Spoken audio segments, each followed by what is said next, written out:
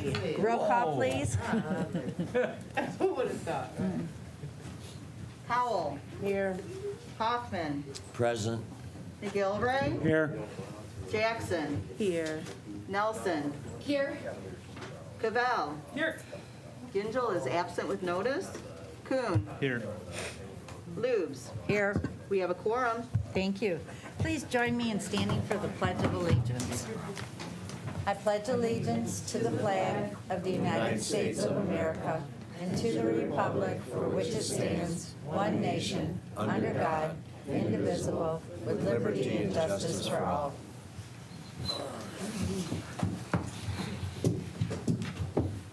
Our first item is approval of the minutes from February 8th, 2022. I have a motion by Commissioner McGilvray, support from Commissioner Nelson. Any comments? All in favor of approving the minutes, say aye. Aye. Opposed?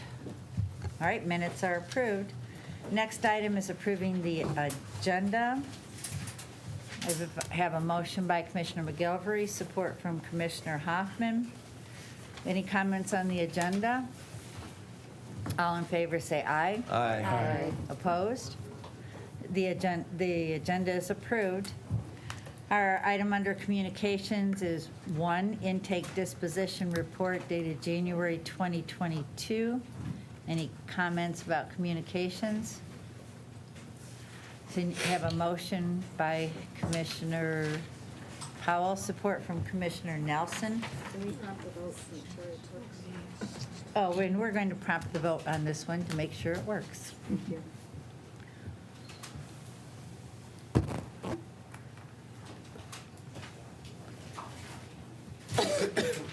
It's more time consuming.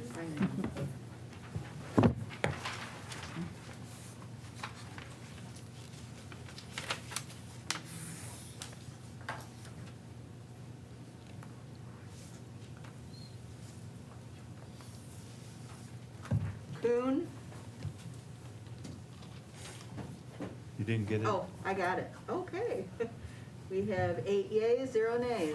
All right, motion carries. Thank you.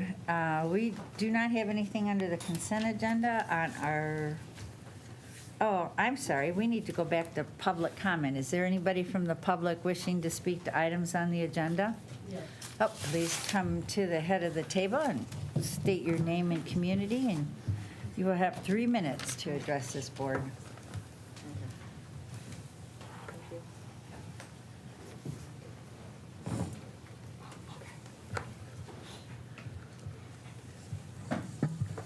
Thought it was almost afternoon. It feels like it. Good morning, Commissioners. My name's Catherine Kennedy. I'm from Lake Orion. And I would hope that you can support the sheriffs wholeheartedly. I've been very disconcerted seeing the type of defunding of our law enforcement in this county. And it's very concerning whenever I see the proposals that come up. The fact that we had a Parks and Rec budget that was negotiated in good faith for 3 years that got converted to a 90-day extension, to me, is very concerning. And after the last department meeting where we have commission property instead of parks defined in the contracts, that's a real problem for me as well. The fact that they're still going to proceed with additional raises, even though, as I recall, last September, the executives were supposed to be excluded from the raises. I think that's what Mr. Woodward had promised Ms. Gershon back then. I've never seen any evidence that that was removed or they were taken back to zero for the 2021. So I would definitely like clarification that this is not including, again, the executives to get an additional 2% in addition to the other people. I have a lot of concerns with the forfeiture funds and the way the funds are being used for mental health. The fact that United Way's presenter said that the low-income free lunch was the first basis used to determine mental health need is very disconcerting. It has nothing to do with it. I think we have a very concerning issue where we're bringing a lot of California programs into Oakland County. The senior program was from San Francisco. This one school program was, Balmer was paying a third. Those are all progressive, California-based ideologies that are not really suitable in this environment and in this community. We do not want critical race theory told to our children.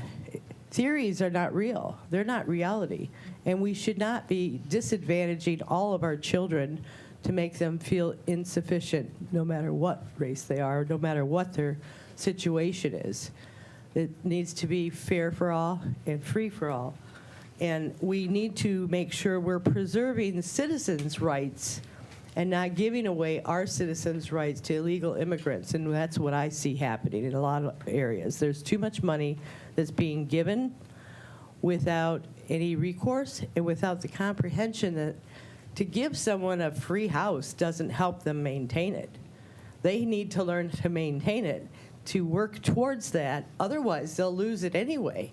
So these whole ideologies with these welfare programs where you're trying to put all the apartments in nice areas, that's my fourth house. Why should I have to have my community I adore destroyed because they want to tear down all the woods? No more of the wildlife. Thank you. Anyone else for public comment? All right, public comment is closed. We move on to our first regular agenda item from the Sheriff's Department. It's a budget amendment appropriating funding to replace and upgrade airborne video observation systems. And we have under Sheriff Childs, guy up here. And tell me your name again. Lieutenant Steve Schneider. Lieutenant Schneider, thank you. Here, I have a motion by Commissioner Hoffman, support from Commissioner McGilvery. So welcome, thank you.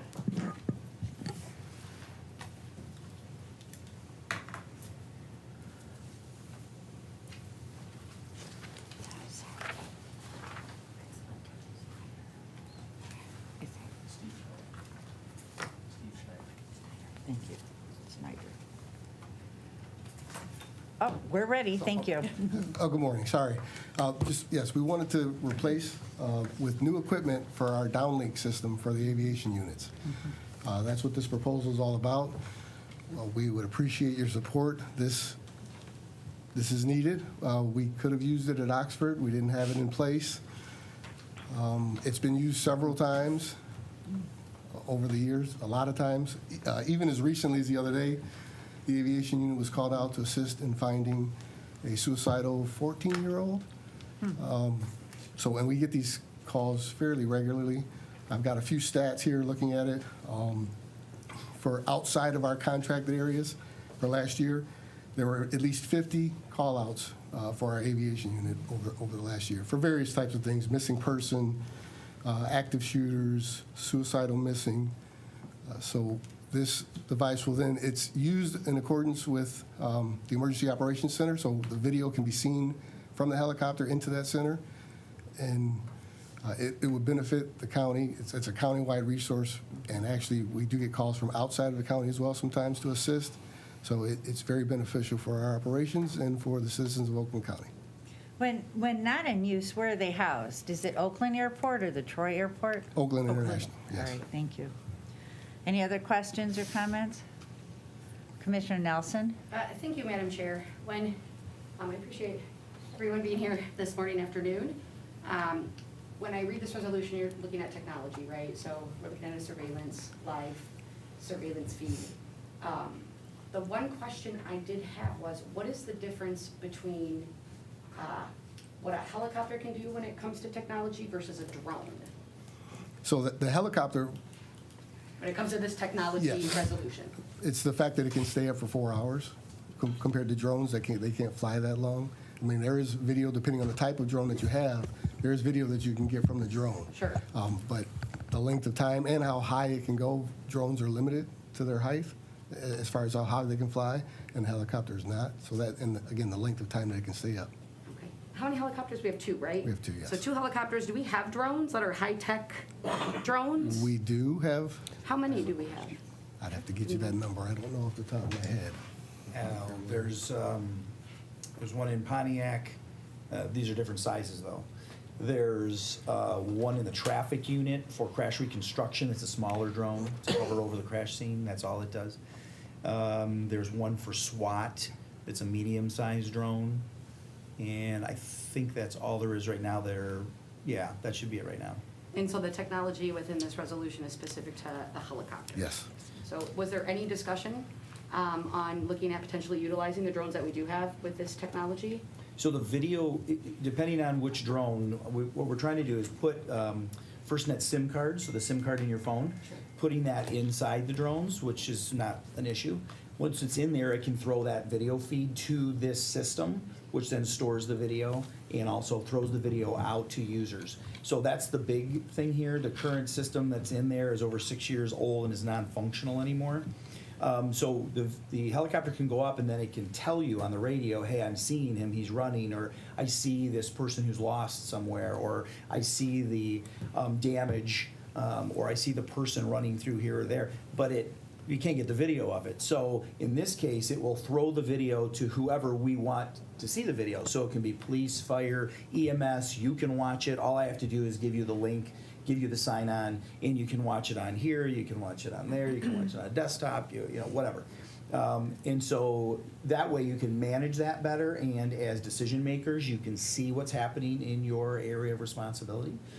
And I think that, you know, for a department our size and a lead agency for the county, you know, it's appropriate. Sure.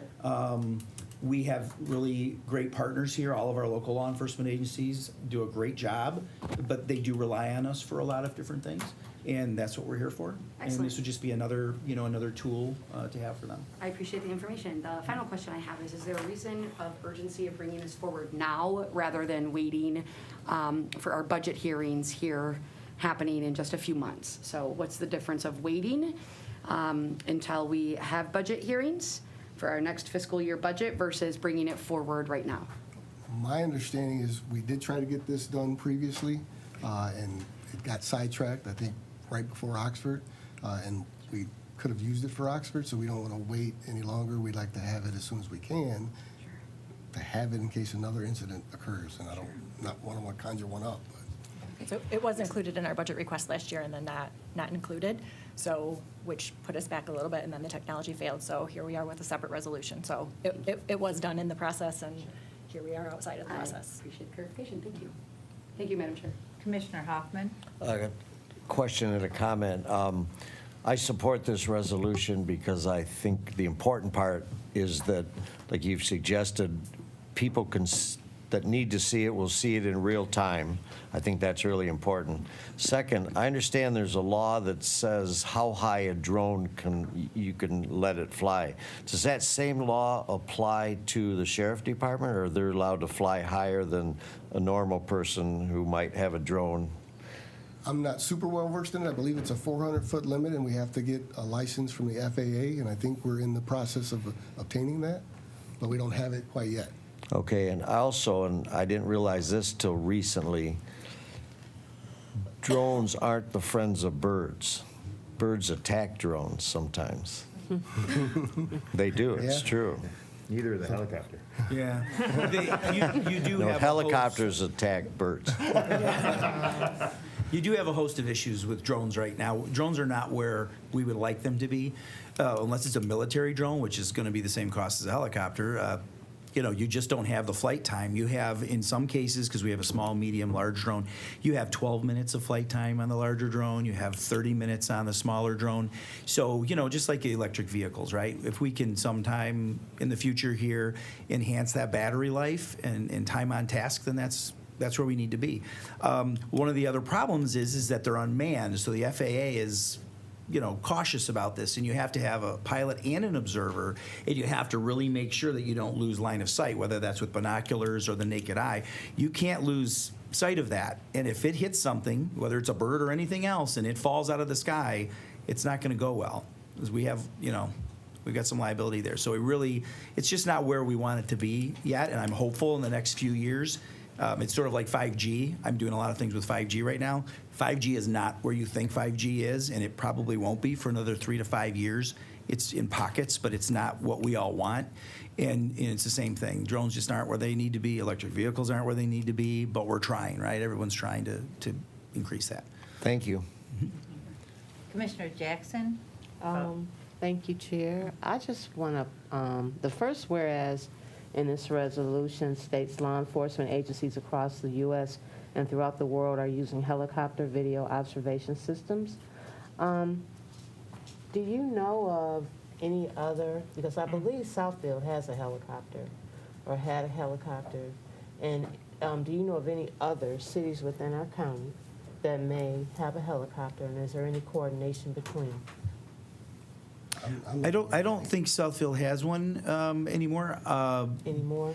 They used to have. Yeah, just all we have, unless we get into the feds, all we have is Michigan State Police, and then the city of Detroit was trying to put helicopters on task. But the state police only have a couple of them, and they are generally in Lansing. They're centrally located. I think there may be one up north near Marquette because of the time it takes to get, where you need to go. But it's not like, if you need them, like, for example, I didn't see them at the Oxford incident. I'm not sure why I didn't see them at the Oxford incident. I'm just saying, Channel 2 was there. If this was such a major incident, which it was, they didn't rush over. They sent patrol cars, God bless them, but I didn't see that blue helicopter. So, I don't think that when we have something major happen, that we should try to hope and pray that they would show up. We call them and they do their best, I get it. But for such a populated county, for being the 16th largest sheriff's office in America, I think it's appropriate that we're able to respond and take care of what we need to for our county. And then it just so happens that part of this project happens to reach out on the radius much more than really we originally anticipated. Right now, we only have one receiver on the water tower. That's 150 feet. Depending on terrain, you got to go higher than that. So this second one here that we're proposing to add to will throw the radius out to all of southeastern Michigan from the Detroit River up into the Thumb to Port Huron, even to the edge of Lansing. That was not the intention. The intention is simply to make sure we have coverage in the north end all the way through to the south end. But it's a good byproduct of putting that one antenna on there, that we get that kind of coverage. So if anybody ever needed us for a serious emergency, if there was an Oxford-style incident, elsewhere in Wayne County or in Macomb County or Lapeer County or wherever, and they said, hey, help us, there's nobody else to come, we could send them and we would get that video and we could throw it to all the first responders. So I think that was kind of a nice byproduct of what we proposed here by adding that extra receiver. So. Okay, thank you for that information, because that was part of my concern. I was just wondering about the ability to view things in the southern end of the county, with the helicopters being housed up Because of the this way. terrain, the water tower throws it south very nice, but then if you start to go north, you get that fringy, video where it starts to pixelate and everything. So our proposal was if we add it to this northern tower here in Davisburg on Dixie, will that, give us the extra coverage? Well, because you're triangulating, you've got one on the water tower, one there, and one in the bird, right, flying. So now you have this triangulation, and that signal gets thrown out, and you end up with that type of a radius. I mean, it's not necessary, but it's a nice byproduct. I mean, it doesn't cost us anything. It's part of what we're doing. But that kind of gives you that kind of coverage, so no matter where. And if you're somewhere in here and you want to see it, see that incident, maybe it was another tornado or something, and it's in your area, but you happen to be down here somewhere, you happen to be in Detroit at dinner or wherever, we can say, hey, here you go, and you can watch it from down here, because it's throwing that signal down, so you're going to get that, and you're going to be able to see all that. Thank you. And I know Beaumont Hospital and the news stations have helicopters at the Troy airport, so Right. there is something there. Right. So Commissioner McGilvery, followed by Commissioner Nelson, followed by Commissioner Cravell. Yeah, I have a few questions, Madam Chairman. The first being, we're replacing and upgrading the system. What's the difference between the current system and the one that you want to get? The current system's end of life. And I think, if I'm not mistaken, correct me if I'm wrong, this went out to bid, and it's a different vendor, so it's a different system. It still provides what we need. So we did do some research going out to bid to get a different system, but the previous one is end of life. It is completely at end of life. And I know you don't all know me, but I'm into saving money. So I've saved over $3 million since 2014 for our agency. So I'm into saving money, and I'm into reusing things if we can. And I did try with the vendor. Can we reuse a server? Can we reuse a router? Can we reuse anything? And in the few things that we could, we did. But other than that, unfortunately, like anything else, as you know, IT does a refresh every 5 years on your computers, your workstations, things like that.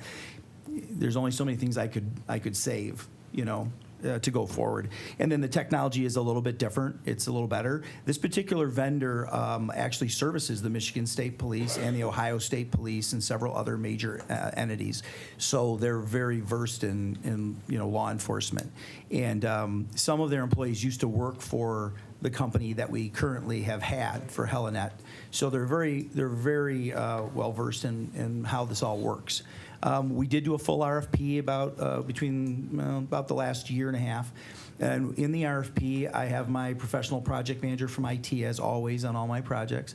And we also, of course, put together a committee. And that committee consists not only of sheriff's employees, but it consists of other employees from IT, including enterprise architects and security engineers. So the CISO of this county had a person on this, and EJ, the enterprise architect, had somebody on this, one of their senior people who looked at the design. And then when we went and voted on how we wanted to go forward, they all had equal votes. So we don't have any more votes than they do. And they decided that that the way this was designed, the way it would function, the security on the video, everything would be appropriate. So that's how they were chosen. It wasn't certainly not a sole source, and it wasn't something where we just kind of did a little look at them. We did a full RFP. Okay. Next question is, what is the total cost of this now and in the future? It's kind of confusing. It says $860,795. Yes, that's with ongoing maintenance through 2024. So we had originally asked for the $750,000 in the budget, and that's all we're asking for today. The rest will be incorporated in the sheriff's office equipment maintenance budget going forward. Okay. Just so I understand, the current system you say is outdated? Yes, sir. How old is that system, and how long will this system last? It's approximately 6 years old. This new system, easily 5 years. Now, again, this is an RFP. We do RFPs for 3 years. That's what we're allowed to do. And so we have it for 3. But the system generally will last 5 years. And is this for one helicopter or both of them? For both. Both. It is for both. And how often is it that both helicopters are in the air at one time? Well, I don't know that we would have both of them up at the same time, at least not right now, but we fly one at a time. But we alternate so that we can reduce the maintenance costs. You don't want to fly one all the time, so they alternate which one they fly and when, so you can reduce the wear and tear on both of them. Because they have very strict maintenance schedules per hour, per flight hour, so we adhere to those. And the other thing is that if you're going to capture video, which is appropriate, the video, when it's captured, should follow the rest of our policies and procedures, such as in-car video, the new body cams that are coming. The Department of Justice standard is 60-day retention on the low end, 180 on the high end, which is what we're doing. And so we would do the same thing with this video. It's not just video gets thrown somewhere. It needs to be retained appropriately, saved for the period of time. If it pertains to a specific criminal act, it needs to be just like the body cameras and everything else, and it would go forward to the prosecutor. Okay. Thank you, Madam Chair. Thank you. Commissioner Nelson? Thank you, Madam Chair. Kind of to go off of what Commissioner McGilvery had asked, so it sounds like we rotate usage of the helicopters due to a strict maintenance schedule, which is understandable. Is this technology that is being requested in this resolution, is it a permanent feature on a helicopter, or could it easily be, when I'm not using this helicopter, I can take the technology off of this helicopter and put it on the other helicopter that you're actually using? is that an option? What is is the technology being requested a permanent facet to one helicopter versus sharing, given that I'm hearing that we're only using one helicopter in the air at a time? Well, the receivers would be on both helicopters. Is it a permanent Yeah. fixture? It can be taken off and put on a different helicopter if necessary. But, I mean, there are FAA rules, so it has to be fixed, if you will, Sure. appropriately. But each one would have their own receiver, their own downlink, so they have an actual antenna that's up, right? And they push the button and it comes down, and then it's a downlink. But each one would have one. Was there any consideration of taking a look at purchasing one, given that it sounds like we only have one chopper in the air at a time? So instead of purchasing two, was there any conversations on potentially? No, because taking a look? you couldn't take it off, because it has to be installed by an FAA-certified installer. In other words, as a pilot, you can't just jump underneath there, detach it, put it on another one at your leisure. You can't do So that. it can't be put on another chopper? It can be put on another chopper if you got a different chopper, if there was a problem, but you can't physically do it. You have to have a certified installer take it off, put it on the other one, so there would obviously be no time to do that. If you had one that flew for 4 hours and then you put it down and said, all right, let's take the other one for 4 hours, there would be no time to you know what I'm saying, to switch them. Because with the helicopters, it's not like you and I, right? When we move something around in a car or a cup holder or, or any of that charger for my phone, you can't do that. It's very specialized. I appreciate it. Thank you. Thank you, Madam Chair. Commissioner Cavell, followed by Commissioner Woodward. Yeah, I had 2 questions. So one, Wayne County, Macomb County, Washtenaw County, they don't have helicopters. Do you want to, are they safe places? I think we're safer. Okay. All right. To say it that way, but I think we are. Sure. Okay. And then the second question is, did you think, since this is going to be serving the spots in the northern part of the county, is there any thought of those places that the sheriff's office patrols, having them absorb some of that cost because it will be serving them? Well, we use it countywide. We've helped agencies all across the county, not just in the north end. So we don't limit it to who, if anybody calls, as long as they have the ability to fly, weather permitting, they're going up to assist.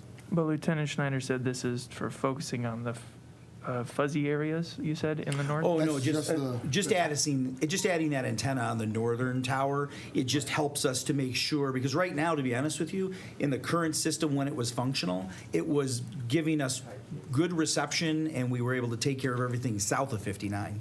As you went north of 59, you got that fuzzy reception. So we wanted to make sure that we were servicing the whole county with the helicopter, and the only way to do that, since the water tower is at 150 feet, and we can't change that, is to go to this Davisburg Tower, which I think is 400 feet maybe, and be able to go 250, let's say, with the antenna. So now we have 150, 250, and a helicopter that's flying, let's say it says right here, up to 1,000 feet.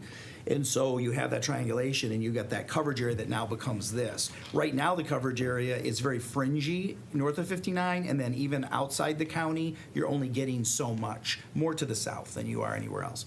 So this would just give us that coverage. But it really is for anywhere. I mean, any department that needs it in Oakland County, and then occasionally you'll get a call from out of the county for an emergency.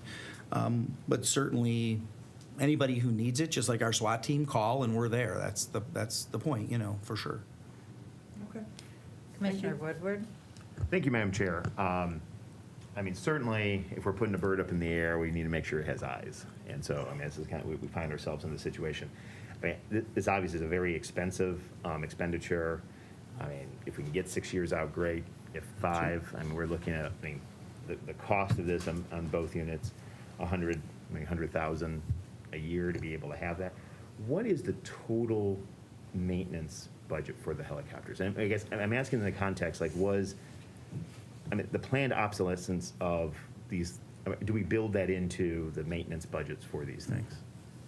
So our maintenance budget is set at $300,000. We don't spend that every year, but when we get to something like this, for the helicopter? Yes, Okay. yes. So on average, the last 3 years we're between $230 and $295 is an average year.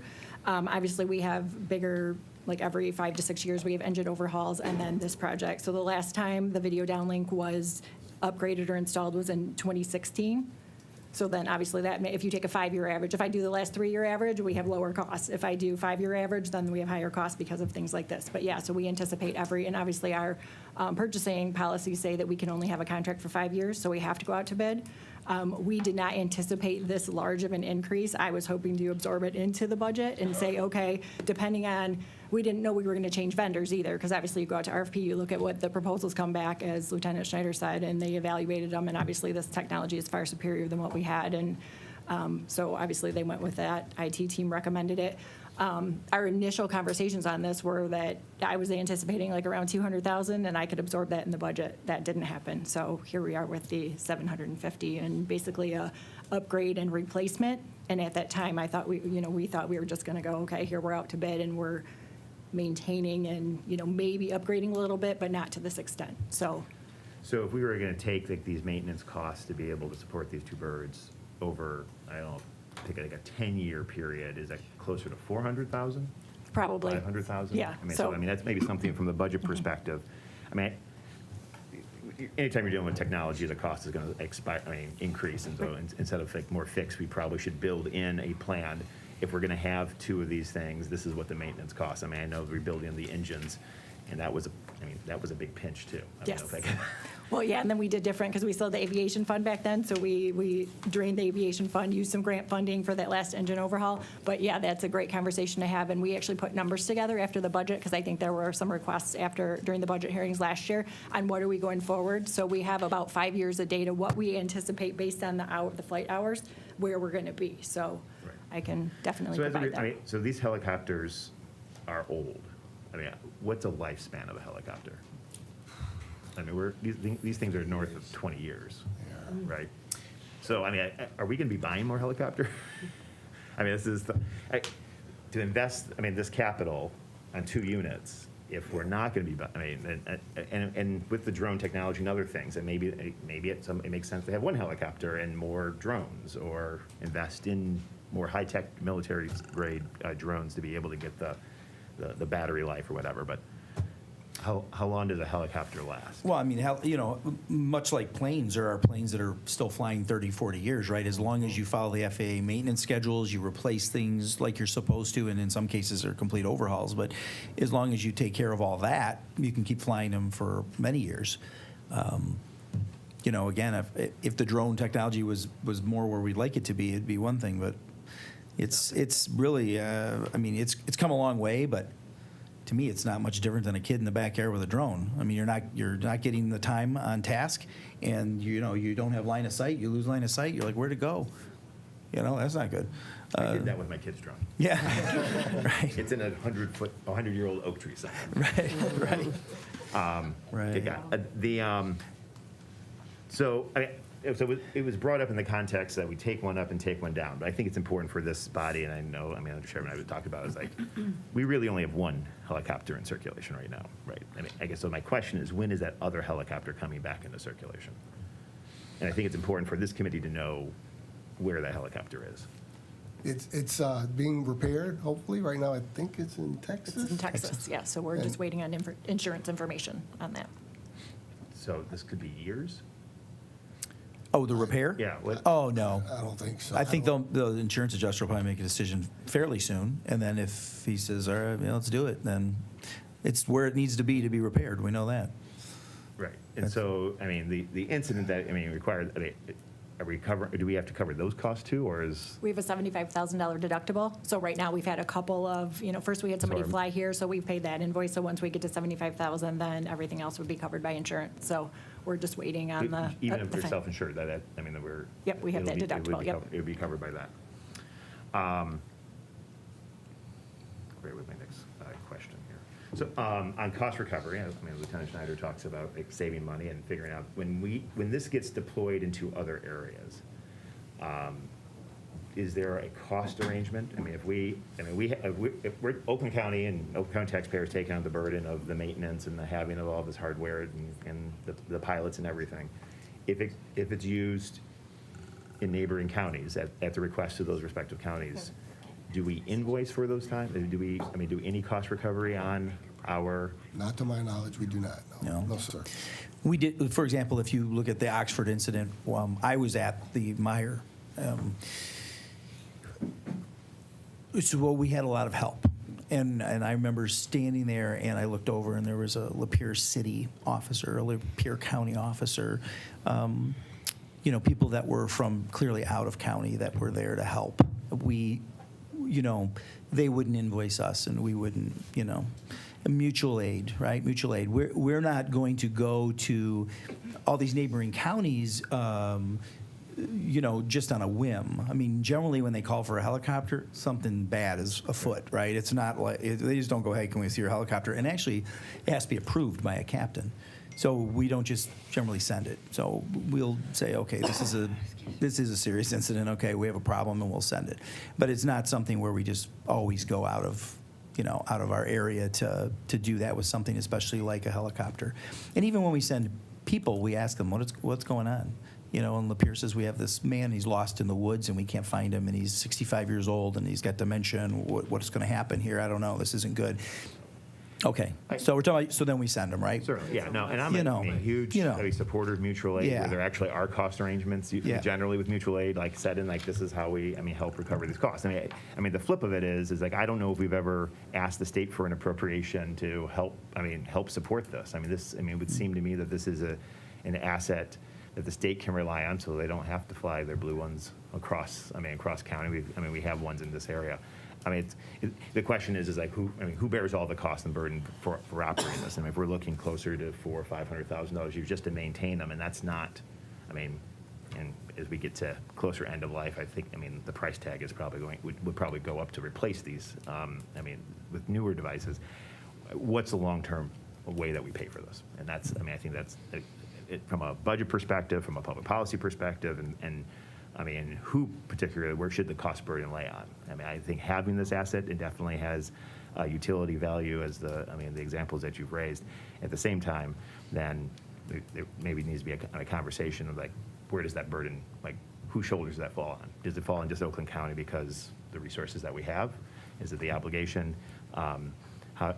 What's the appropriate way to, fund these operations? And I'd be interested in looking also at, from a state investment, because they're sitting on a nice little surplus right now for Lieutenant Schneider and all his tech stuff. Okay, I think that All right. answers my questions. Thank you. Thank you. Commissioner Hoffman? My question was going to be about mutual aid, but it was just answered. Thank you. All right. I think we've heard from just about everybody. We'd like to vote now. And Loved. I know. Are we able to do a voice vote? Oh, I just copied that. Can we do a voice vote?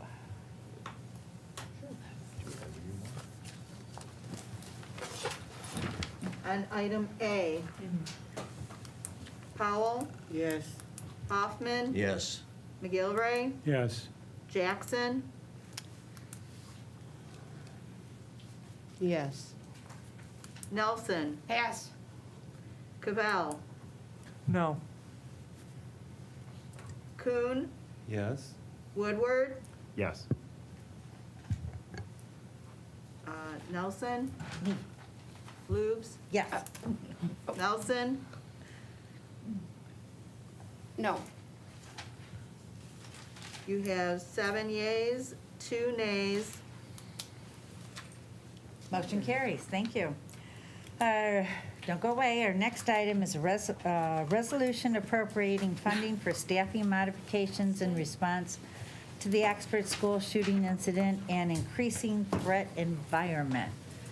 I have a motion by Commissioner, who wants to make a motion? Commissioner Kuhn, support from Commissioner Powell. Thank you. Good morning again, thank you. Yes, we're asking to have 4 positions that we would like to use. They would be part of the Oxford response, we believe. 2 of them would be assigned to our training unit. They would be used to do a deep dive into the incident that occurred. Another one would be dedicated to our computer crimes unit. Currently, right now, the deputy that's working the case he has other cases to work on. He's doing what he can. Obviously, he's focused on the Oxford case. We would like to have someone, and it may be him dedicated, but we need someone to take his spot to work on the cases he had, unless we have this new person take over the Oxford video pulling. And then the other one would be a countywide resource to try and coordinate training. We have been contacted by quite a few organizations since the Oxford incident for training in an active shooter response. I actually did bring a list. I didn't know how many we had, but it looks like it's, in case people want copies, 29, almost 30. So there's 29 different organizations that have contacted us since the Oxford incident requesting training. Most recently, I believe the training unit did some training for Clarkston schools, if I'm not mistaken. And there's 14 schools in that particular school district. There are over 1,300 people trained in that session. When we do those, we send our training unit to conduct the training, and there's no one left in the training unit to train us. So we'd like to have some dedicated people, because we have to have our normal training. You know, for corrections, you require 20 hours. We have hours required for patrol, so we do the best we can with our limited training staff. So we need to have some people dedicated to this. We want to develop an after-action plan. When you have an incident like this, it's hard to just not look back and see what occurred and then use that as a training resource.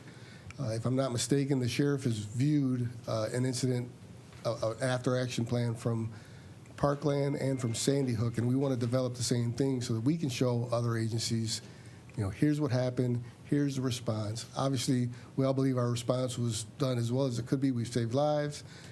We want to learn from that. There would have been some mistakes made. We want to learn from our mistakes, and we can only do that with utilizing some people to develop that plan. So that's the purpose of this request. I have brought with me Captain Todd Hill, newly promoted and is in charge of the training unit. He would oversee 3 of the 4 positions. The 4th one would be assigned to computer crimes. So that between the 2 of us, we'd be able to answer any of the questions you have.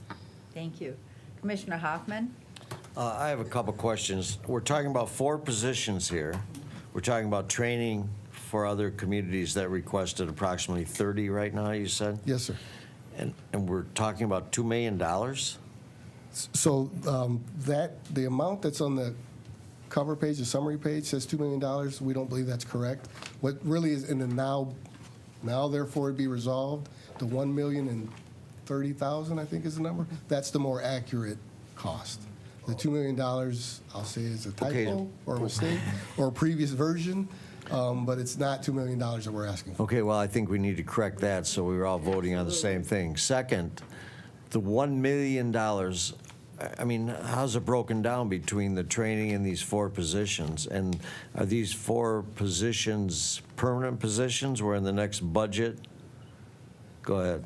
They're sunset through 2024, so they're for a shorter amount of time to try to react to this, and actually get data and see, because obviously we have an influx of school threats that they are trying to respond to right now that the current staff cannot. They can't handle this load right now. So this is right now it's a temporary request to, hey, get these in place, get all of this video, get this after action plan, get the trainings in place for all of these, because we can get one request from a school district, but like the undersheriff said, there's multiple buildings. So it's not just, it could be one request, but there's multiple facets to it, and we just don't have the staffing for that. So yes, it's 4 positions, 2 vehicles, and then the support, obviously the support that goes along, the operating that goes along with, building out the vehicles, cell phones, laptops, that sort of thing. But they're sunset through 2024. And if you look at the resolution, the costs were, I think that $2 million did not include prorating for 2024, and it was since updated. So the budget amendment is correct from fiscal services, and so is the resolution. But the cover page for the board analysis, I think, didn't get updated. All right, so the correct amount is, and now is it fair to say that this $1,030,000 or 300,000, whatever it is going to be up to that amount, so there's a possibility we won't spend all that money? Well, the positions are budgeted at. Well, positions you will for that, but. Yeah, 760,000 for positions. And how then much? The rest, 766,72. Okay. For positions. Then the rest is for training. Can I speak? Sorry. Sure. Sure. So I'm the analyst, and so I added up all the amounts that are in the resolution. So I don't know, and those are all for 3 years. Those are not. This is for 2022, 2023, and 2024 fiscal. As you know, it's now therefore resolved. It's 1.030 million, and then there's one-time appropriation of 848,000, and then also there's an amount of 182. So I just added what was in the resolution. I'm not saying it's for 1 year. It was for all the durance to the sunset, the whole cost. As Gaia correctly said, the cars and everything. I believe this sunsets January 2024. Yes, Yeah, January. not December 2024. Right, January 31st, 2024. Right, so technically, we'd only have the positions for basically 2 full years, not 3. So maybe that's the difference in the number. We'd have it the rest of this year, all of next year, and then 1 month into 2024. Yes. Okay, so what's the correct number that we should have on our resolution? What's in the be it further, actually, the now therefore be it resolved, the 1,030,898 for 3 years, for 2022 to 2024. So then, Gaia, the one-time appropriation of 848,000 is included in that 1 million? Because then the further bid reserve reads that there is a one-time appropriation. Well, those are the funding sources. Those are the accounts that they're coming from, but those two amounts, the appropriation amounts, total the 1,030,000. But that doesn't. Okay, perfect, because I asked that question and never received the, answer from the finance. We'll get that. Okay, But I mean, Madam Chair, I don't mean to interrupt, but there really isn't training cost per se. There's the 4 positions and the vehicles and the laptops and that type of stuff. So that's the total amount. There's no additional training dollars. oh, so this money is for the support and the 4 positions, supporting the 4 positions with vehicles, whatever else they need, and the positions themselves. That's what we're voting on. Will be $1,030,898. Yes. Okay, if that's correct, but as long as we get it in there so we know what we're voting on. Thank you. Thank you. Any other questions? So Commissioner Woodward? Yeah, I mean, you want clarification? I mean, I have a few questions. Oh, go ahead. Okay. But- So, I mean, first thing, like in terms of, in the wake of the Oxford incidents and increased training, I think everyone supports, and I think we just want to figure out what's the best way to deliver that. From a funding source, I know that this pulls out of the Oxford response. But when we set those dollars up, the dollars there are helping address the mental health needs of, students and families directly impacted, prosecution of the case, anything directly, tied to it. I realize that this conversation is kind of a result of that, but this is beyond it, which I think is probably more appropriately Oxford-induced or developed in the wake of Oxford, but not necessarily specific to it. So if we are going to appropriate some dollars, I don't think we should be pulling out of the Oxford Response Fund, because the $5 million that we sat in there, and there's roughly about $1 million left in there. That should be reserved until we get through this Oxford stuff and make sure that we're addressing the mental health needs in the community and all the other appropriate stuff. There is also additional state dollars that we hope to be brought down that can help make this whole. So that's one thing that I think needs to, be adjusted here to find, a different funding source from the general fund to do whatever we do without draining that to zero when there may be some additional direct Oxford response, because this reaches far beyond that. On the training aspects, so 29 organizations asking for requests. Are those mostly school districts? Yes, sir. They're mostly school districts. And if I may expand a little bit more on what the undersheriff was talking about, one example of the combined or the complicated request is, say, for instance, we had a school district last month that wanted to do their training on one day, which is very reasonable. It's a day that the students aren't in class, and they were at multiple locations requiring multiple instructors. Where we normally would say, hey, school resource officer, can you help out? They can't be in 14 different locations at the exact same time. Even either next week, we have Oakland schools, although it's listed one time as a request, really it's going to be 6 times in 2 days that we're going to be doing training because they're doing multiple sessions throughout the entire day. So I think it's really important to understand that even just the sheer number isn't the amount of training that we're delivering. If I may actually, Mr. Woodward, go back, I will also add that, and I'm not trying to debate on where funding sources should come from, but to be quite frank, the training was needed well before Oxford incident. Sure. And actually, the training helps give some mental confidence back to both the staff and the students. When we start talking about facts and figures and being proactive in their training, whether it be, there's a couple of proprietary courses like ALICE, AVERT, ALERT. But we basically, depending on what that school district or what that particular agency teaches, we have instructors that are certified in all those areas. And when they're not using a proprietary measure, we just teach a basic run, hide, fight.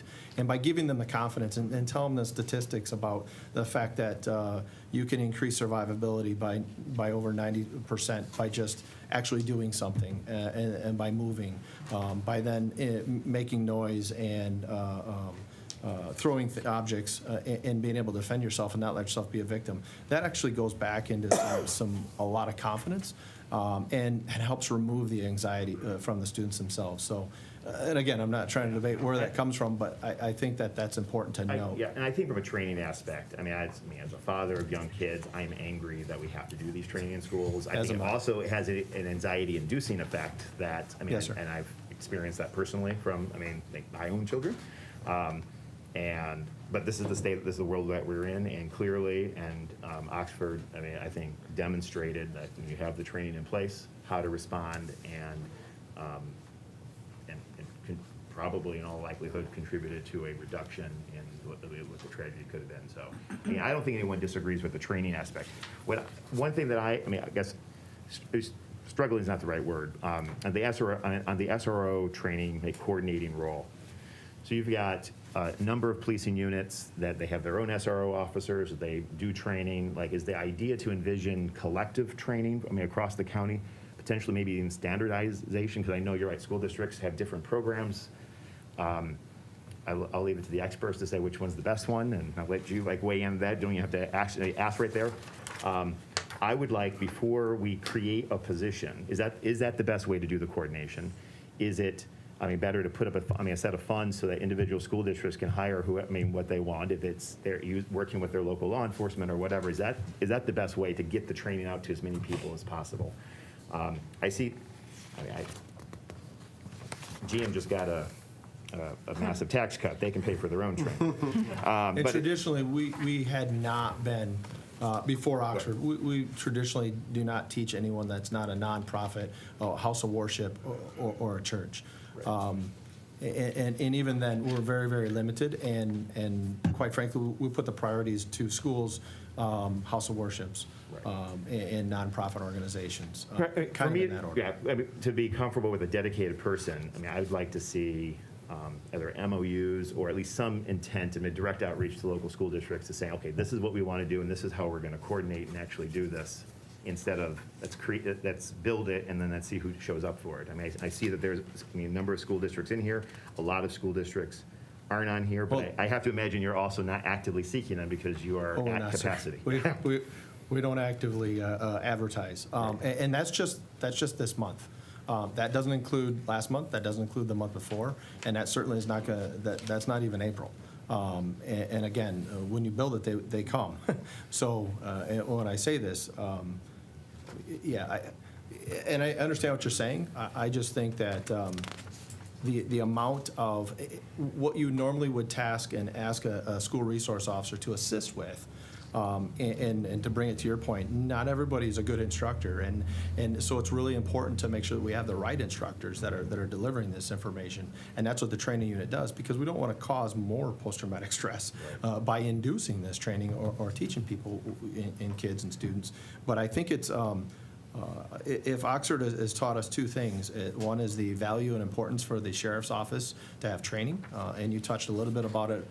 Collectively, we have unified tactics that we utilize and we work hand in hand with the OCTAC organization regarding the unified tactics that we use for police response.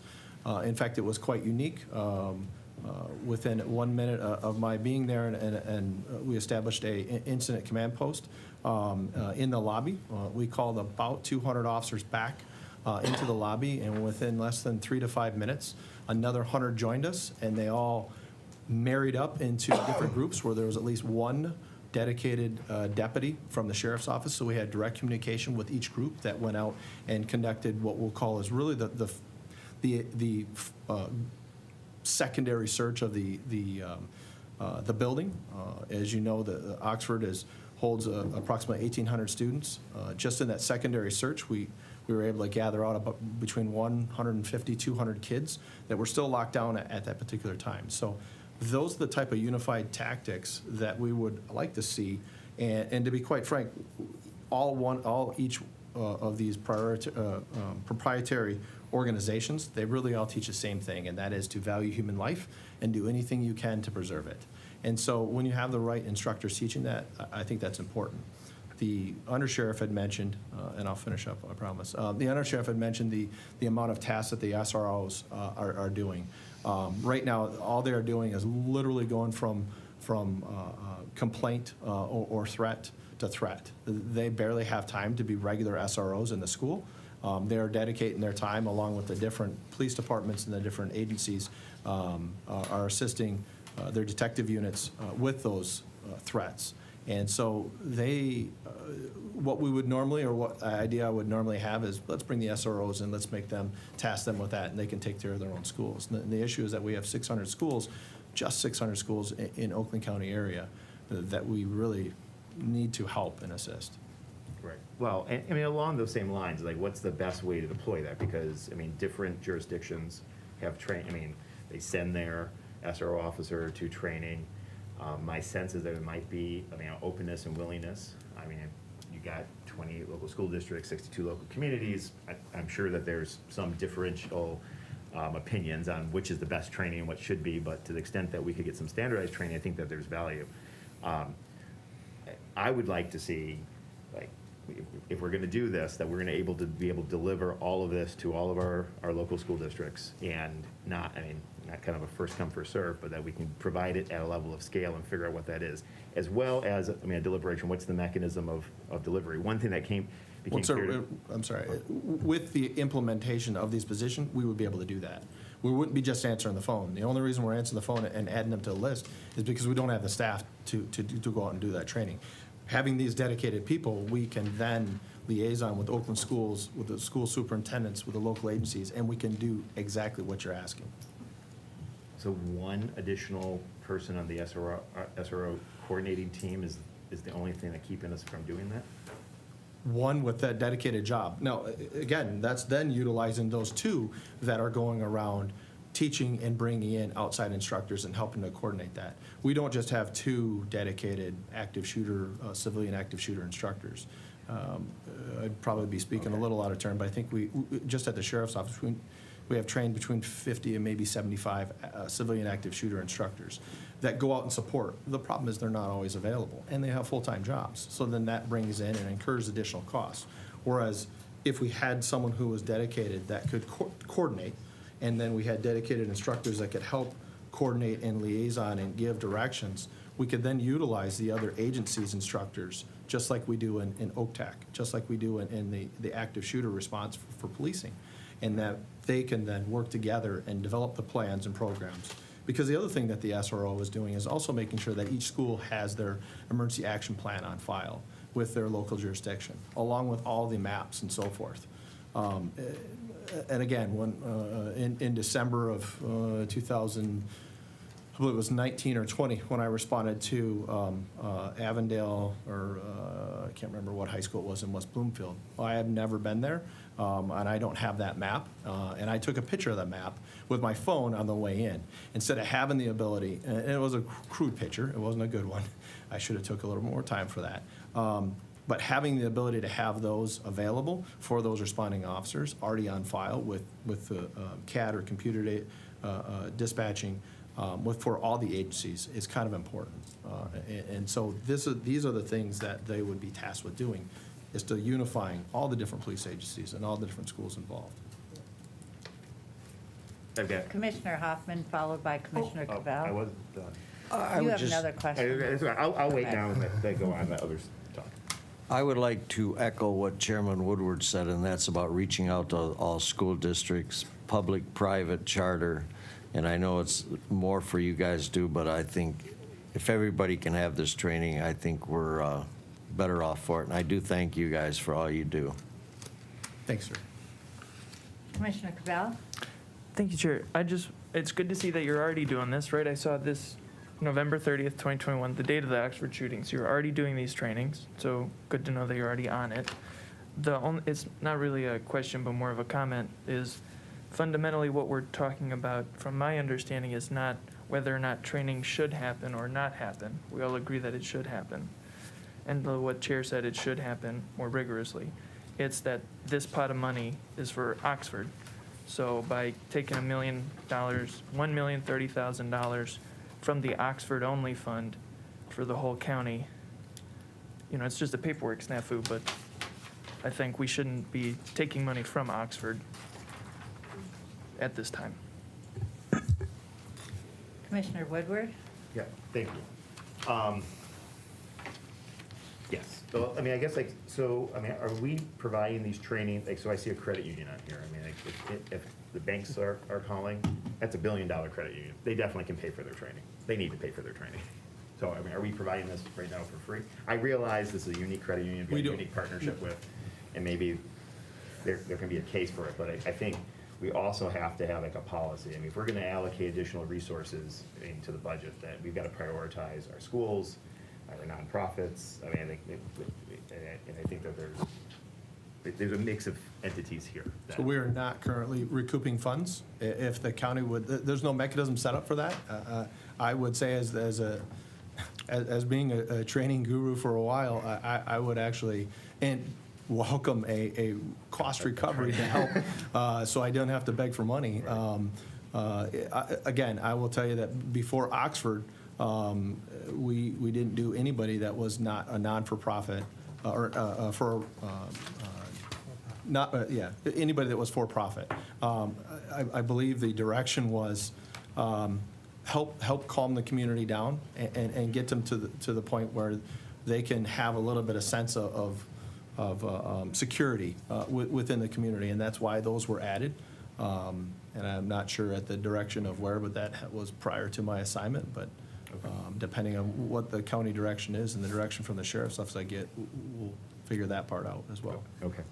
These other two, positions that, I guess the three that would be part of the training side, I guess I was under the impression that like the deep dive, developing kind of the post-assessment, from what I'm hearing, you say, Captain, that they would be the ones deployed out into the world doing these trainings? Yes, sir. So also remember that part of that is people they want some of that recap. They want to know what those lessons learned are. And in the meantime, the computer crimes assignment, that fourth position, will be doing that type of assessment. If you Google really any mass casualty incident, Pulse nightclub, Las Vegas, any of those, you can find what I like to call as a cartoon that goes through and actually analyzes what the first time the call was, what the first responder officers did. Houston, Texas has it, and they mix in some video, they mix in some cartoon, and what it does is that does a post-after action. And I will tell you that I'm pretty well versed in a number of these different things for the better part of 10 years, really focusing on active shooter and bringing active shooter response to the sheriff's office. And part of that is going to different conferences where we look at and go all the way back to Charles Whitman back in the 1960s in Texas, and all the way to Cho, and all the way to these different types. And because of that, we then develop both officer response and command level response.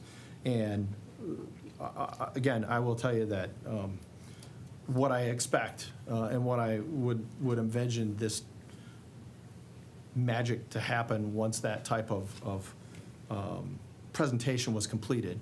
that there is also going to be a demand from different agencies, different school administrators that want to see this, because there's two things that I would say that would help, even though there was loss of life and there was casualties and there's some mental casualties will be carried through for the rest of their lives.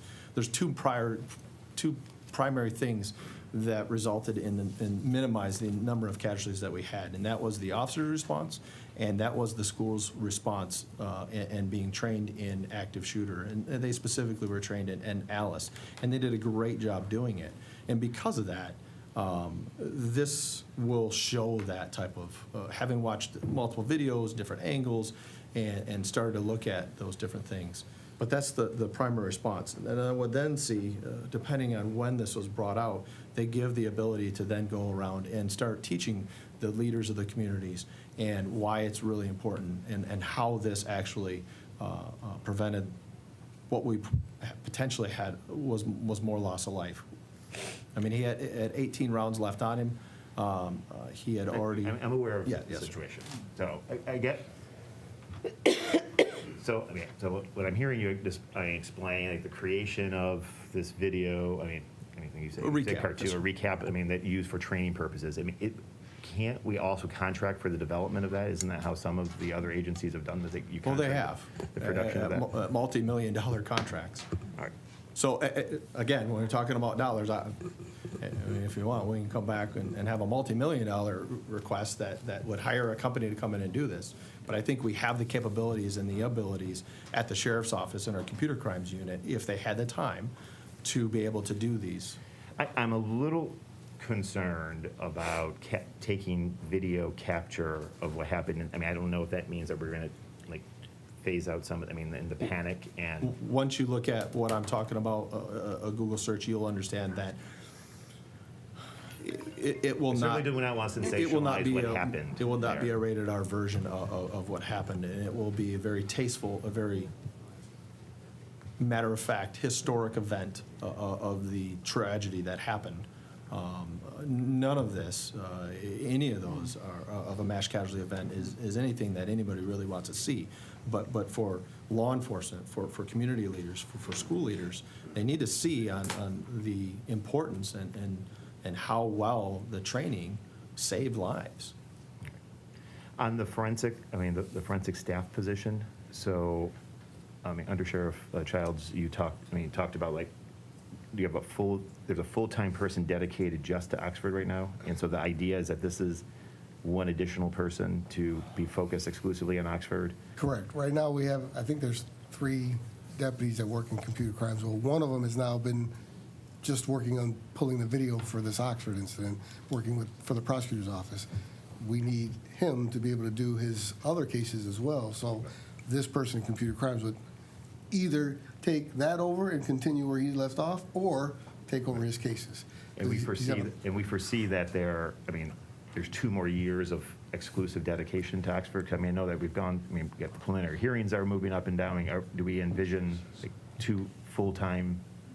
2 years of full-time work to gather the information? Potentially. I mean, there's a lot of video, and I guess I would say that person would also, because we all have to do more with less, and we all get multiple tasks, that person is also going to end up helping develop this presentation.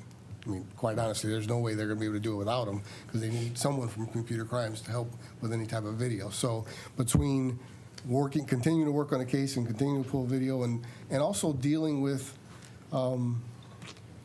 current school threats. We've had quite a few that still come in since then, and whether they come through Facebook or TikTok, or we get an email or phone call, we end up tasking computer crimes with, hey, where did this come from? A couple of them we found, well, most of them, a lot of them have been from out of state, but we need somebody to take the time to do that, and right now we're doing it with our current staff. So that person would also be helping with that as these things continue to come in. Several school threats. But when those calls come in, we have the staff to meet what's coming in right now. We do it. I don't want to say we have the staff, but we make it happen. I mean, if this is if someone's time was dedicated to the Oxford thing, it's probably one of these things that could, recoup from other pots of money, because it's directly tied to the Oxford incidents and those, and the unique type of things that the Department of Justice supports the police processing and gathering of the information, but doesn't, for whatever reason, support the entire thing. So there might be some cost recovery to the extent that that person For is that dedicating their one time to the full position. offer thing. In contact, and again, I've told the undersheriff this, is figure out a way to move forward, and I think some standardized training, it makes a lot of sense. I would like us to, be able to check, I would like to hear from the individual school districts that they are going to be able to use this, as well as kind of, some policy in which we'll prioritize those school districts, those public school districts, and charter schools, as well as, where there are kids. That's, is a top priority. So, I conceptually, support this. I also feel very strongly that the current fund where we're pulling this money is not the appropriate, that we should pull it from another fund, which we can work that out and also clean it up. So I would recommend that we take a couple weeks and come back and get this approved then. Commissioner Powell? If other people have other questions, they should ask that, and then I'll make a motion to that effect. Commissioner Powell? For time, I hold my comments. All right, thank you. Okay, so we have a motion on the table for item B. And I know the amount is different. The amount requested is $1,030,898. So we can vote on that, or you're sounding like you're doing an amendment? If I can make not an amendment, but like a motion to postpone to our next meeting, or in 2 weeks, to take it up. And what would that allow? What would the 2 weeks allow? Clean up the resolution, identify the funding source. I think it gives a couple weeks. I have reached out to a couple police agencies that, didn't know that this was, coming forward, but supportive of the concept. And so I think there's some conversation with police agencies and the local school districts to, is this the optimal way? Because the other, there's another way to think about this is, providing the funding for schools to get their training, because that's how actually some school districts do it. And I don't know which is better. I actually think some consolidated coordination, standardized approach actually makes more sense. But I think in the next couple of weeks, I think those conversations can happen. And if we need additional resources, I'm even open to that to figure out what's the best way to do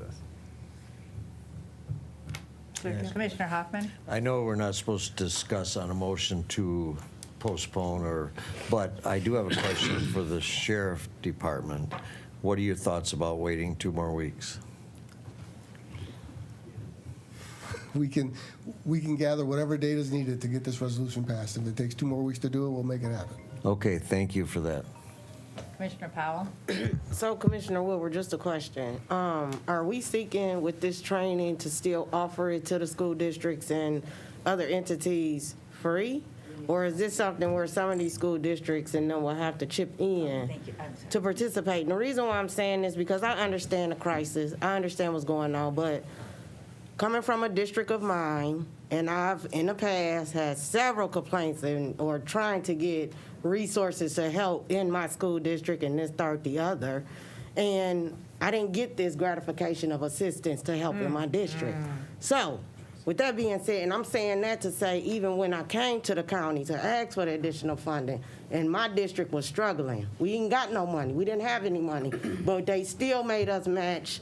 Despite the situation of what we was going on, they still made the City of Pontiac School District match whatever we needed to get the extra sheriff deputies to help bring down the problems and the issues that we were having in the school district. So all I'm saying, too, is moving forward, let's treat every district the same. And when a need is on the floor, when it's dealing with any violence, any crime, anything, let's step up to the plate for the same of that district that we're doing for Oxford in this situation moving forward. So if that is the case, I just wanted to bring clarity on that so we know, are these other districts going to have to chime in, or is this something that we're going to offer free for all? But it is a good thing. I'm not against what y'all trying to do. Let me be very clear, because the sheriff department know I'm a huge supporter of everything they do. But I just wanted to put that on the floor, because that is with the situation that was brought before me when I was advocating to try to give my district some assistance when the kids was going berserk, and we had a lot of confusion there as well. No shootings, no none of that, and the only difference because of that is, thank God, for years we've had metal detectors out there to help us with that situation as far as with the guns and stuff. But that was on my heart to put, at least just for comments. today. So thank you. I think you make a great, question, Commissioner, and I think, whatever the policy is how, there probably should be a policy on for-profit entities. If we have the capacity, it should be the lowest, priority to make sure that our, public schools, that there's cost recovery, everyone treated the same.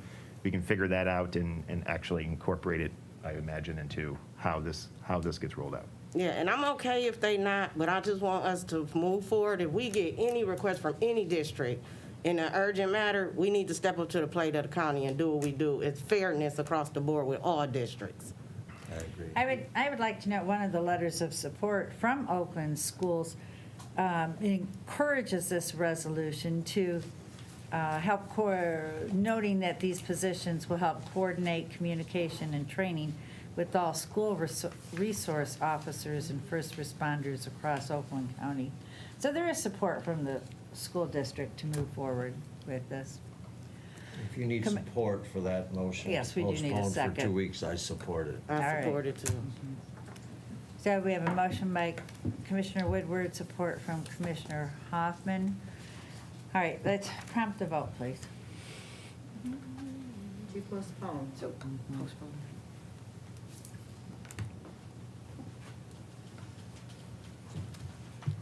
Madam Chair, Yes. the caption on this is the wrong caption. This isn't to postpone. Look at the It said bottom, postpone there's below. one word postpone on there. Oh, I don't have that either. Now, some of them have it, some of them don't. Oh, boy. But it is to postpone. Wow, how does that happen?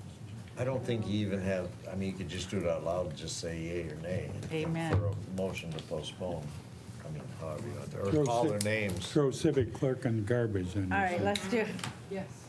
can we do a voice vote, Tracy? To postpone, item B, Powell, Yes. Hoffman. Yes. McGilvray, Yes, Jackson, Yes. Nelson, Yes. Cavell, Yes. Kuhn, No. Woodward, Yes. Lubes. Yes. 8 yeas, 1 nay. All right, motion carries. We'll see you back on this item in 2 weeks with more information. Thank you. Oh, but don't go away.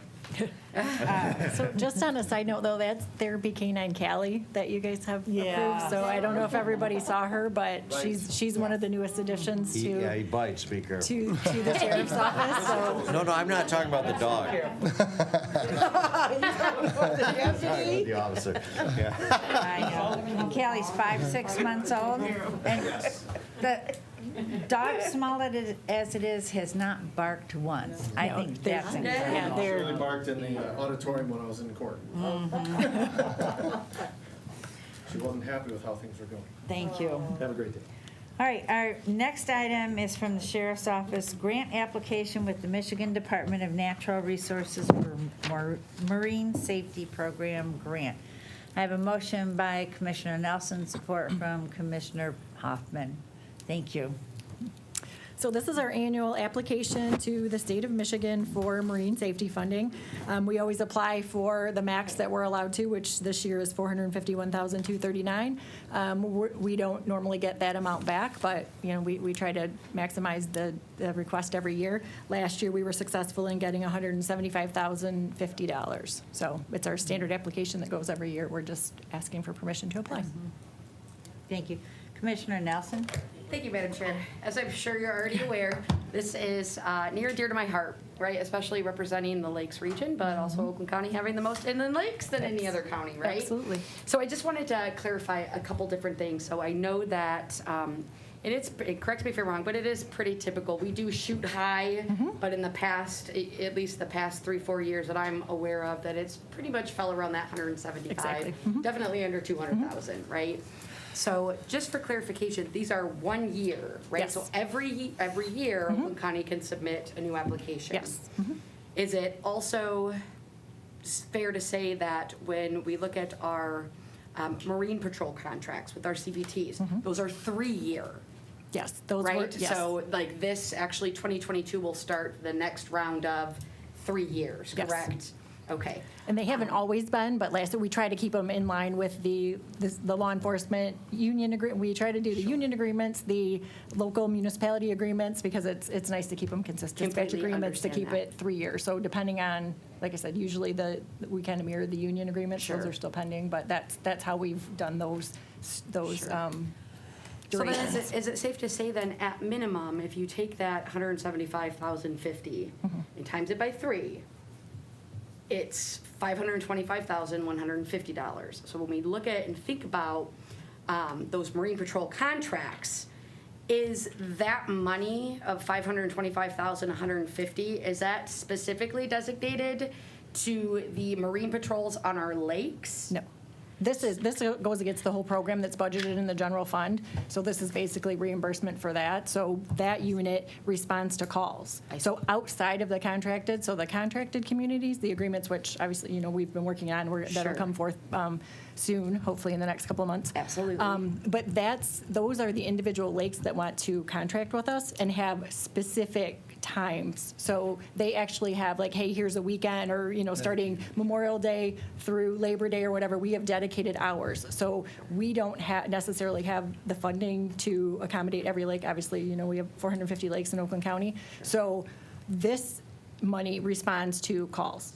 So people that aren't contracted with us, we have to respond to every call, every emergency call that we get for a lake.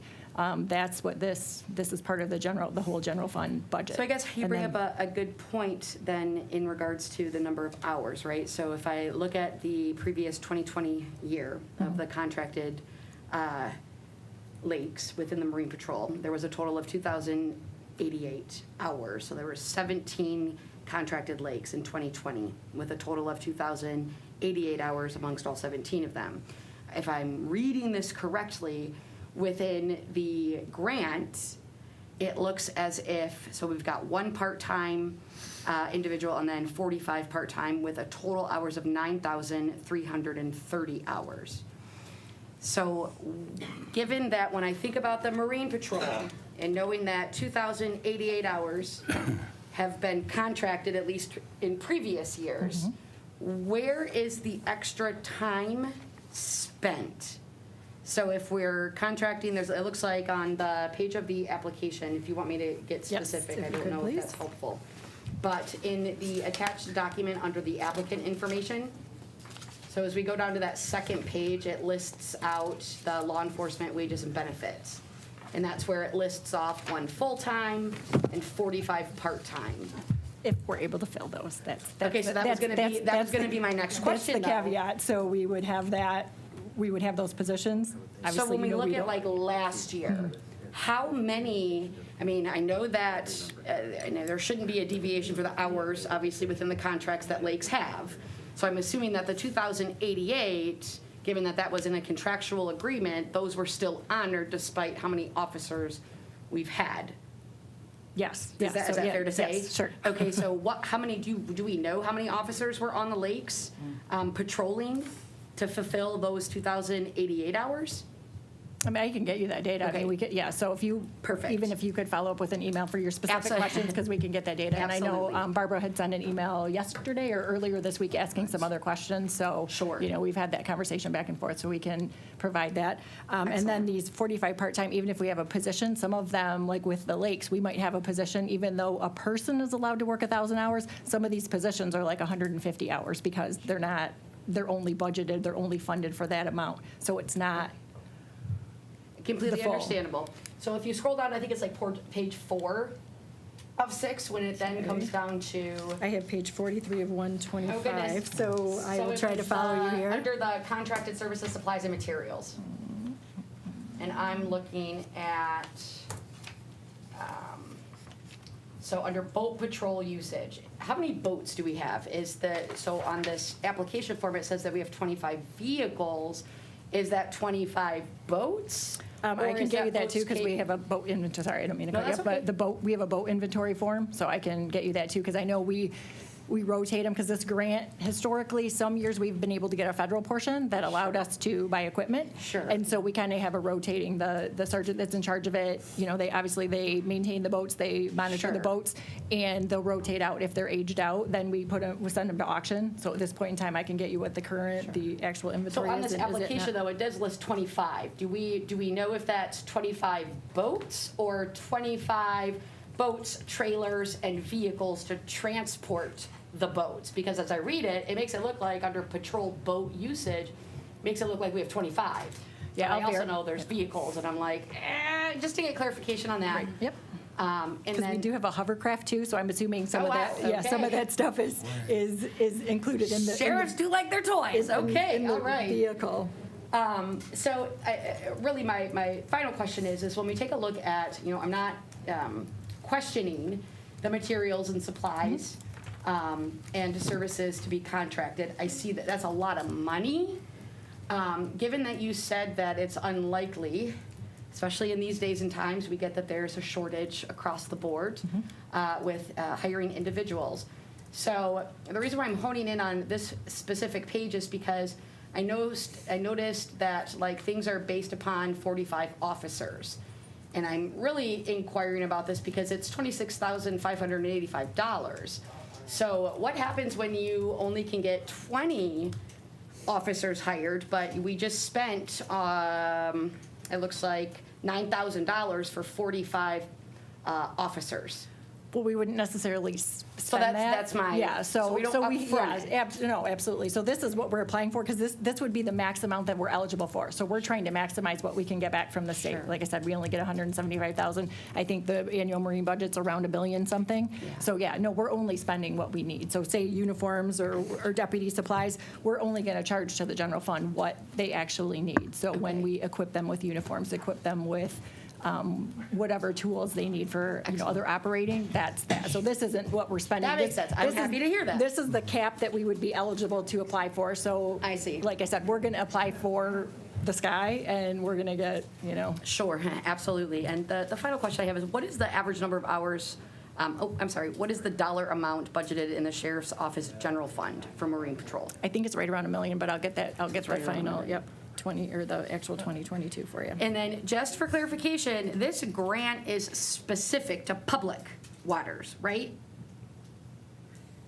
Because it says, that's what I have in my summary notes, that this is, grant funding is made available to county sheriff departments within the state of Michigan and is dependent on such factors as the area of public waters to be patrolled. Yes, that's where we patrol. So, if there is a private lake, can this grant be utilized for patrol on private lakes?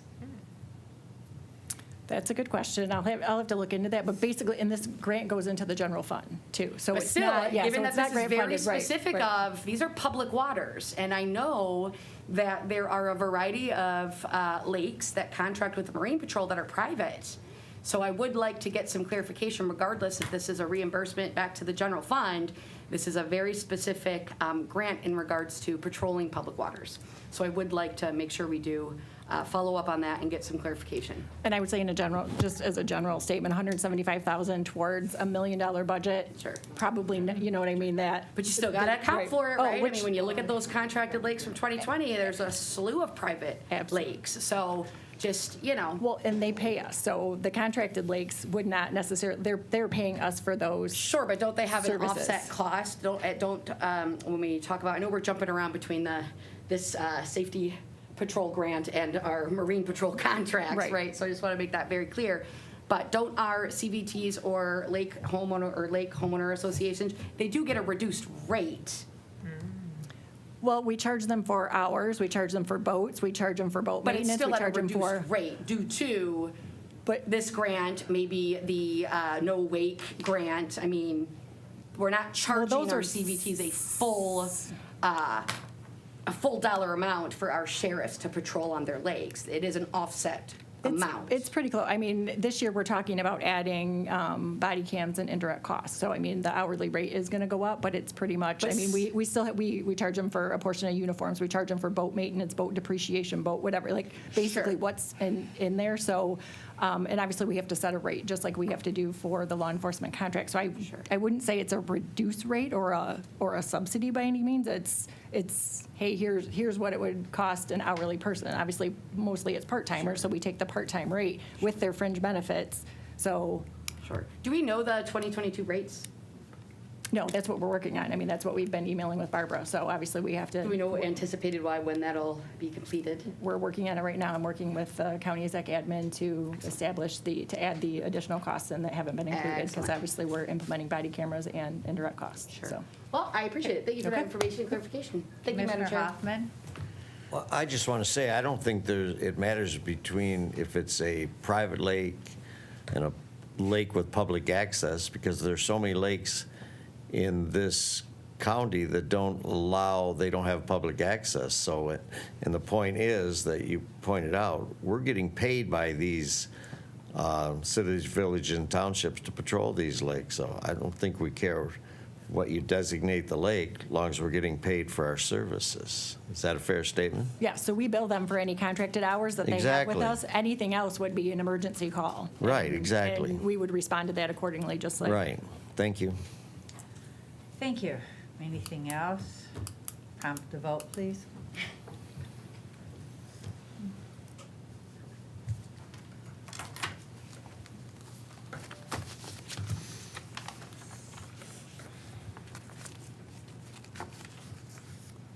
You have 7 yeas, 0 nays. Motion carries. Thank you. Thanks for spending your time with us today. this Quality. morning and It's quality afternoon. time. Thanks for having us. Our next item is from the Prosecuting Attorney's Office, a resolution requesting use of forfeiture funds. Who would like to make a motion? I have a motion by Commissioner McGilvery, support from Commissioner, who would like to support that? Commissioner Hoffman, thank you. And Dave Williams, and I'm sorry, I don't know your name. Betsy Haig. Betsy, welcome. Thank you. Hi, So you're good gonna- afternoon. Thank you for the chance to be here. We're happy to answer questions. These are funds that are drug forfeiture funds. They have been placed into account over the last more than a decade.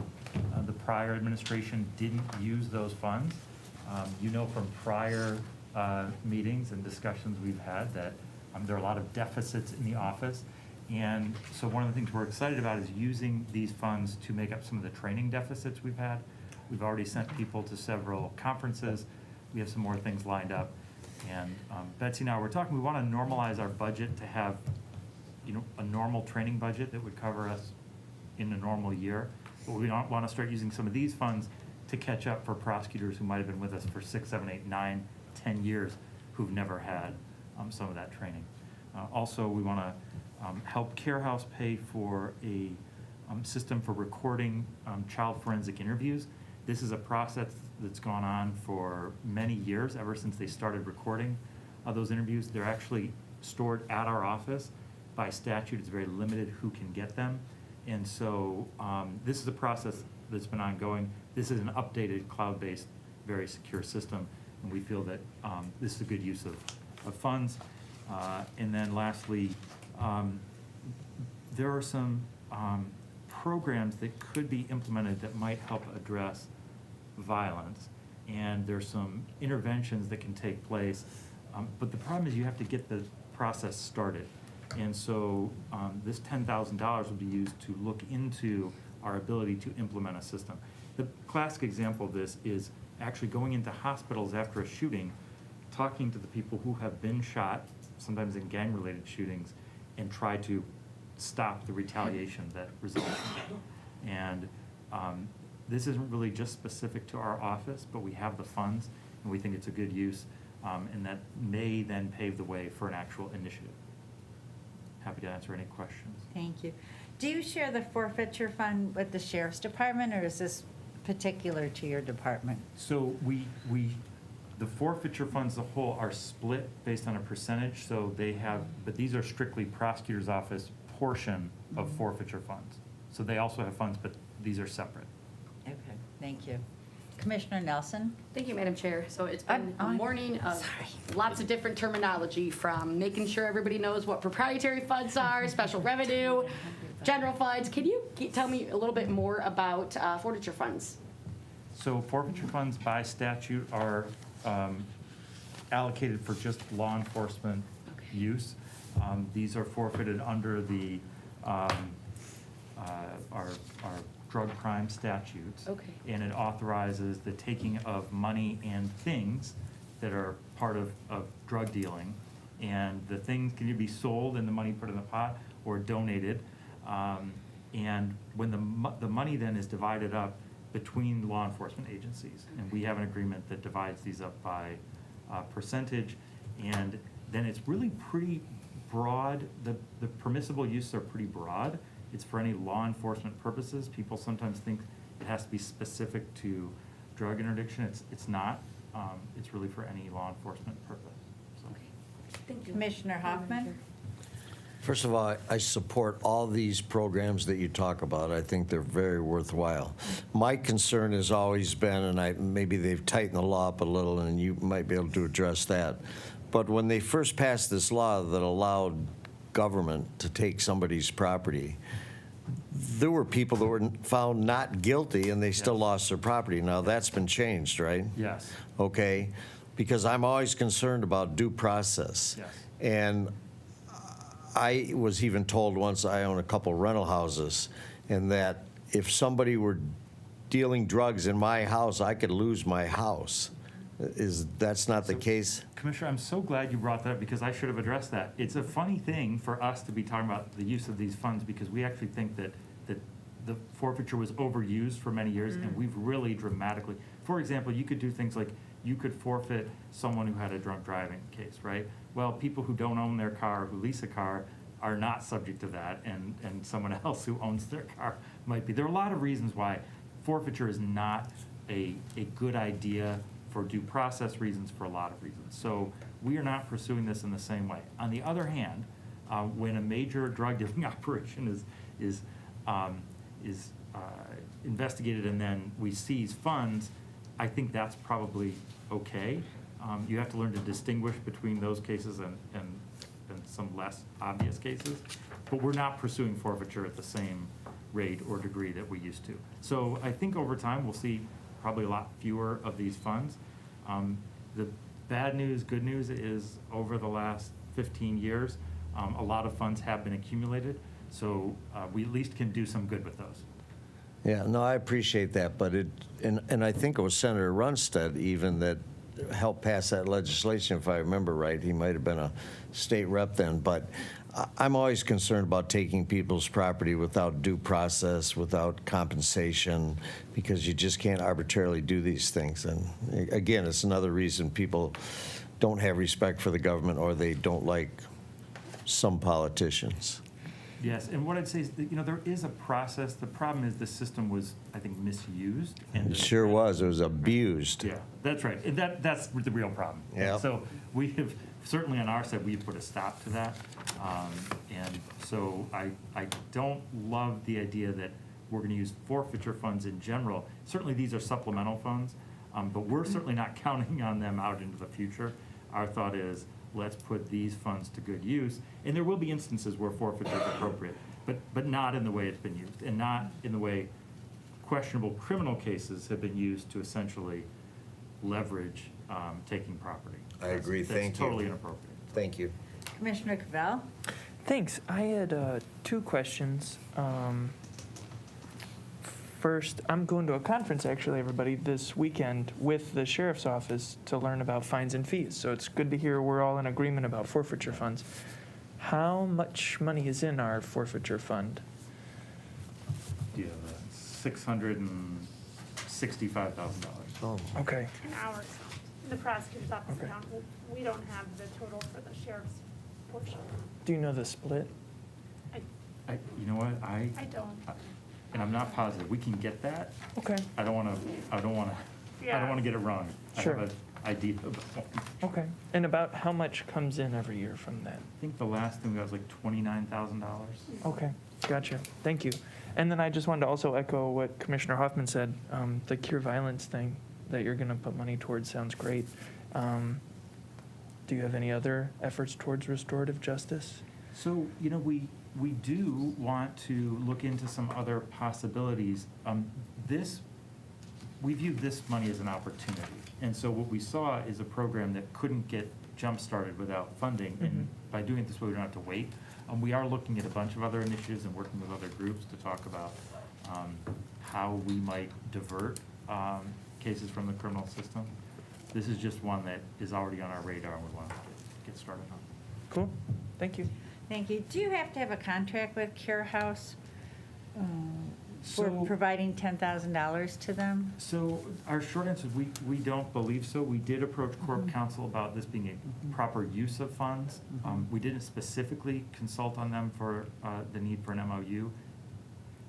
I guess I would have to defer to them, but my impression is no. We're actually just contributing to a process we use. By the way, we're not committing ourselves to this on any type of continuing basis. This is an upgrade. They asked us and we said, yeah, we will ask for those funds. Okay. Just for Thank that you. purpose. Thank you. Anything else? Prompt the vote, please.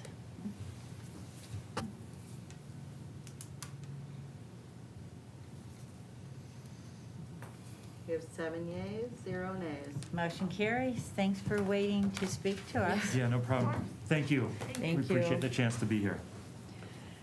Our next item is from Health and Human Services Health Division, the grant acceptance from Oakland Schools for Home Visitation Partnership Grant. I have a motion by Commissioner Hoffman, support from Commissioner McGilvery. And we have Leanne Stafford and Calandra Green here to talk to us. This is generally a housekeeping item. I don't know about today, though. There's been much conversation about many items.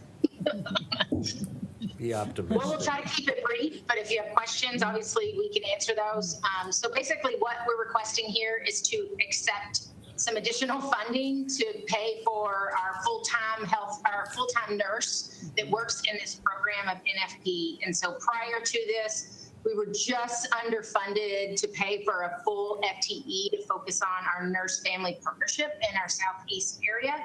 And so Oakland Schools was willing to increase that funding so that we can fully pay for their salary and their fringes in this program. Thank you. Commissioner Powell? Is this the program where the nurses go out and help single mothers? First-time mothers, yes, it is. Okay, This is for Southeast Michigan. We have a whole separate funding source that works with the Pontiac community. Well, I just wanted to say I was a recipient of such a program when I had my daughter 16 years ago. So I just wanted to go on record that it is a great program, and anytime we can continue to support this, we need to. It helped me tremendously as a first-time mother. Thank you. Thank you. Thank you. Anything else? Prompt the vote, please.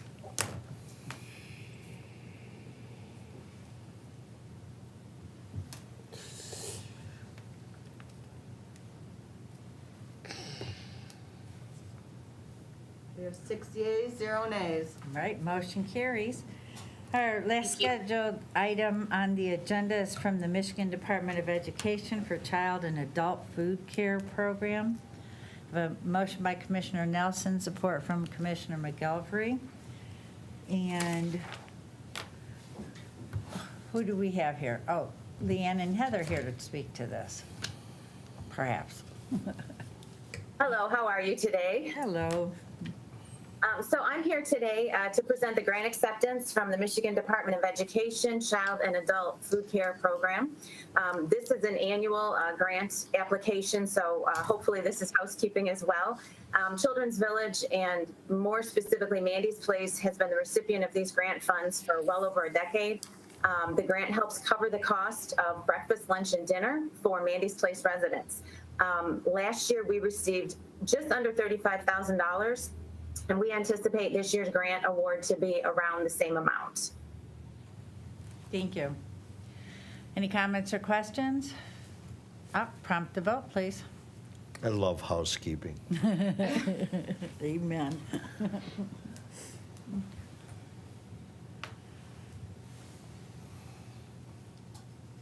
We have 7 yeas, 0 nays. All right, motion carries. Thank you. Thank you. Nice seeing you both. All right, we do have to, I have to return to the regular agenda item B for a moment with our handout. We were handed the 2022 civilian ASR training schedule, so we need to accept and file this into our report since each person received an item. So I My need bad for handing a that motion out. by Commissioner Cavell, support from Commissioner, who would like this, Powell. All right, all in favor of receiving and filing that report, say aye. Aye. Aye. Opposed? All right, that item is received and filed. Bringing us down to public comment. Is there anybody from the public that would like to comment? I will. All right, thank you.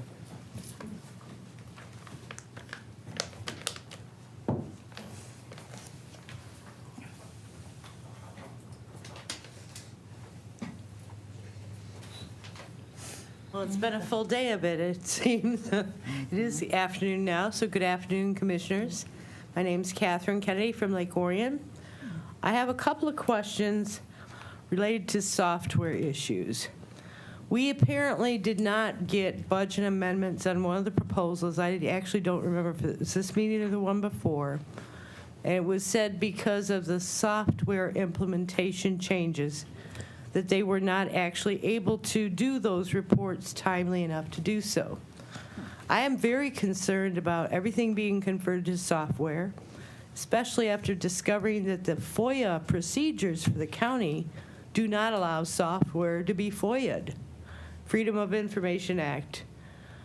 I don't understand how we can put all of our systems into a system that cannot be open to the public for public financing. So the entire civic clerk, I think, violates Open Meetings Act provisions, and it doesn't allow for what used to happen. We used to get a version number and a date and time of the last modification of the documents in the package. We don't get that anymore. So short of downloading it myself, I don't know how to even do that. So if we're changing all of our systems to a system that isn't able to be viewed by the public, what are we doing? The fact that everyone in the world becomes hackable when all of our stuff is put out in the systems in the internet. And I, for one, have never agreed to any of the Amazon terms whatsoever or any Facebook terms, so I don't know how any government has the right to put my private information out there for sale other companies like they're doing in the super index in Oakland County right now. I don't understand how, when Russia has already gone through and tested their entire country, has an independent internet, intranet really, for them, where they can sabotage the rest of the world through cyber warfare, and already have tested their own system to know that they can do it to everybody else and be free and clear themselves. So we have all these situations going on in the world where it's making us less secure. We are opening our borders in the southern territories of our country, but the government in D.C. was really quick to put up a fence when the truckers said they're going to D.C. to challenge the rules. I don't know what's going on. Free speech is our right, and currently there's a lot of evil trying to take it all away from us, and I don't know how, other than speaking out every single time I get a chance. And you guys are probably tired of hearing me, but I feel like that's my duty as an American citizen at this point, because I know some of what we are being told by our own government is absolutely false. Thank you. Thank you very much. Is there anyone else that would like to speak?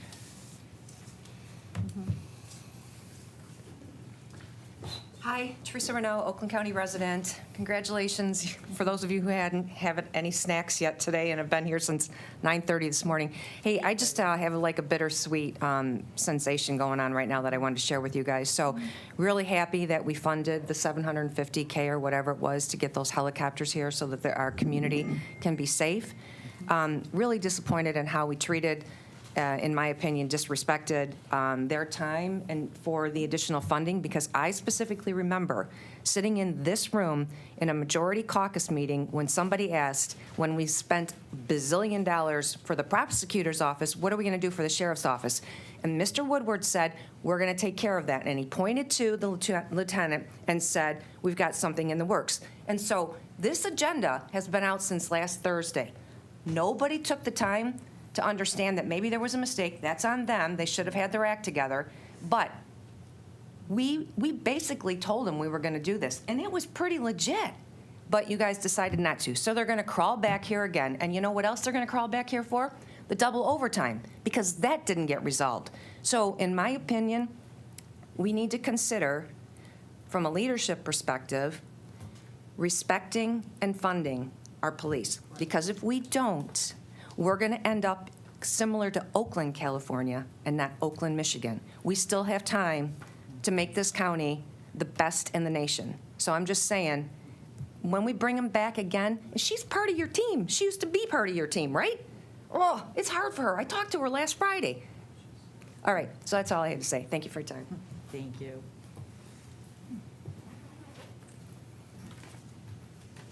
Anyone else for public comment? All right, public comment is closed. Seeing no other business to come before this committee, I will adjourn this committee at 1:20 p.m. Thanks, everybody. Good job. Thank you.